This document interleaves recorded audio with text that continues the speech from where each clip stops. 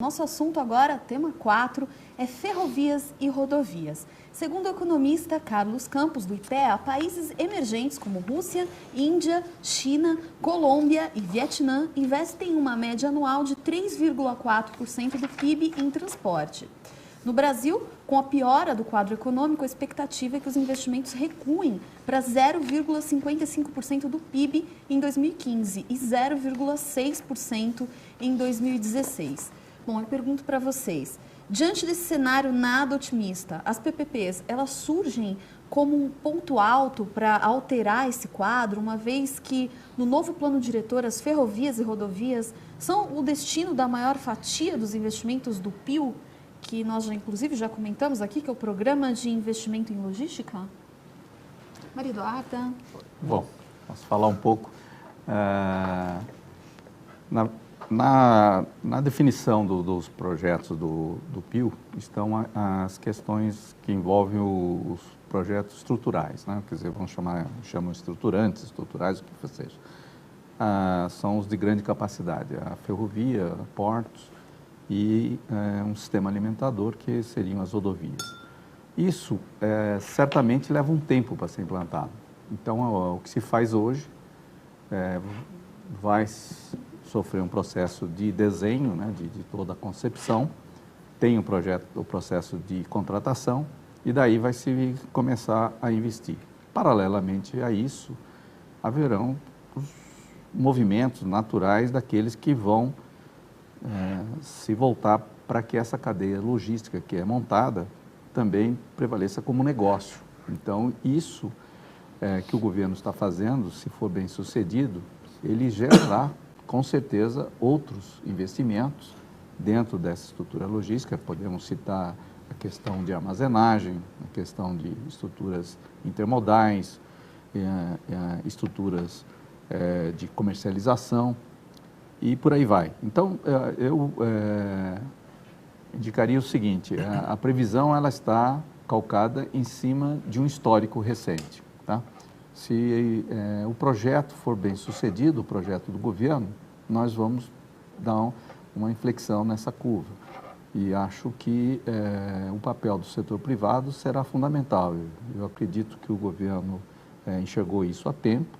Essa medida, ela surge fruto, como nós já falamos, de uma necessidade, não fazia parte de um grande plano, nós não vimos isso nos debates que se travaram na época das eleições, mas sabia-se que tinha que investir, mas ninguém dizia como, né?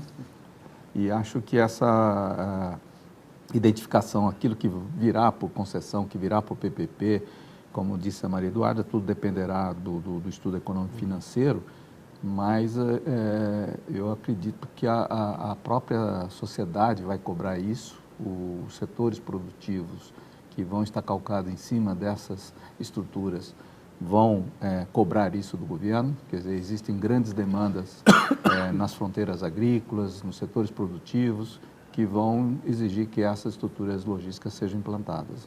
Eu vejo com esse grau de otimismo porque há uma necessidade de governo, há uma necessidade dos próprios setores produtivos e o que é bastante interessante, eu vejo grandes grupos interessados em investir nessas estruturas. Sim. Quer dizer, então, por mais que nós estejamos... Pena que não foi no governo Dilma I, né? Poderia ter sido bom, anterior. Aquela história de antes tarde do que nunca. Acho que o setor de ferrovias, né, comparando ferrovias com rodovias, né, remetendo à pergunta inicial, acho que carregam mais desafios. Seja porque são ativos maiores, né, carregando mais riscos, mais incertezas, seja porque o modelo ainda não foi testado. Então, hoje eu acho que não conseguimos ainda dimensionar o quanto de trabalho vai requerer para a estruturação desse projeto. Vai ser uma estruturação mais complexa, que vai exigir, acho que certa flexibilidade do governo, né, em ouvir o setor privado.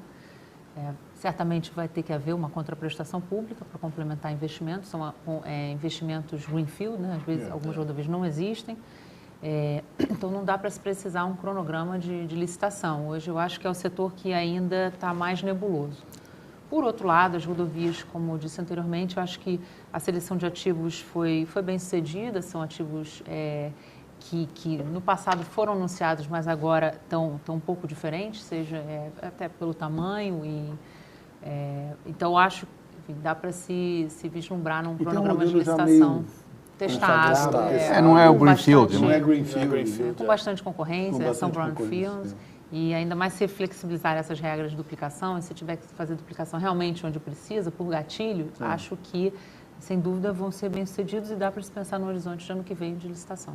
Agora, Maria Eduarda, você citou a questão das ferrovias. Existe uma insegurança jurídica ainda para investimentos privados nesse setor, principalmente nessa questão de construção de ferrovias? Por exemplo, as rodovias e os aeroportos são vistos como mais atrativos pela iniciativa privada do que as ferrovias?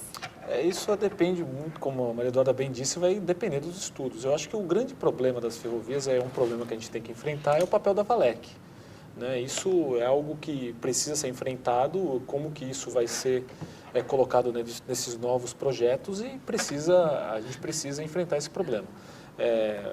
Pode ser um problema ou pode ser a solução. A questão é como ele vai ser colocado para a iniciativa privada. Quer dizer, é aquilo que a gente volta. São dois pontos. A questão da maturidade que a gente tem batido aqui a todo momento, e uma questão de segurança jurídica mesmo. Quer dizer, se deixar claro qual vai ser o papel da Valec, se você realmente deixar claro qual é o papel dela, se vai ter ou não ter esse papel, eu acho que isso aí é um recado importante para a iniciativa privada. Acho que tem que ser enfrentado. A gente não pode simplesmente fingir que o problema não existe. Ele existe, ele tem que ser enfrentado, né?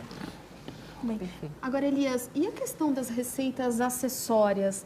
Elas são fundamentais para o sucesso dessas concessões? Com certeza. Eu entendo que até é atrativa para essas concessões. Eu só queria corrigir, porque quando você começou com a sessão, você falou em o PPP é o ponto alto.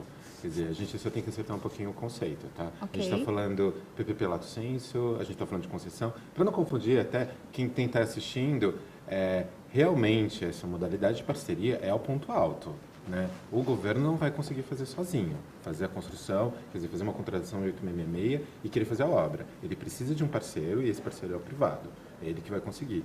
E para atrair, dos atrativos é a receita acessória.